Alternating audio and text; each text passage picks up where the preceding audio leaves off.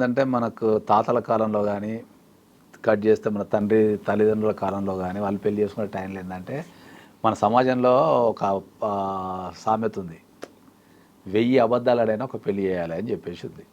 Okay, అప్పట్లో నువ్వు 1000 అబద్ధాలు ఆడి పెళ్లి చేసినా కూడా వాళ్ళు మంచిగా కాపురాలు చేస్తుండే, మంచిగా ఉంటుండే, సదరకపోతుండే, పిల్లల్ని కానీ కుటుంబాలని వృద్ధి చేస్తుండే. ఇప్పుడు ఈ సమాజానికి వచ్చరికి ఏంటంటే ఒక్క అబద్ధం ఆడి పెళ్లి చేసినా కూడా పెళ్ళిళ్ళు నిలబడుతుండే. ఓకే, ఇప్పుడు దాన్ని ఉల్టా మనం ఇట్లా ఏం చెప్పుకోవాలంటే ఒక్క అబద్ధం ఆడి కూడా పెళ్లి చేయకు అని చెప్పాలన్నట్టు. అబద్ధాలతోని పెళ్లి చేయకు అని చెప్పాలి. కాబట్టి మనం 1000 అబద్ధాలు ఆడి పెళ్లి చేయాలి అనే దగ్గర నుంచి ఒక్క అబద్ధం ఆడకుండా పెళ్లి చేయాలనే స్థాయికి వచ్చేసినాం మనం ఇప్పుడు. ఓకే, సో పూర్వకాలంలో ఏంటంటే మనం ఏదైనా పెళ్లి చేసేటప్పుడు ఏంటంటే ప్రతి ఒక్కరి దగ్గర లోపాలు ఏదో ఒక లోపం ఉంటుంది.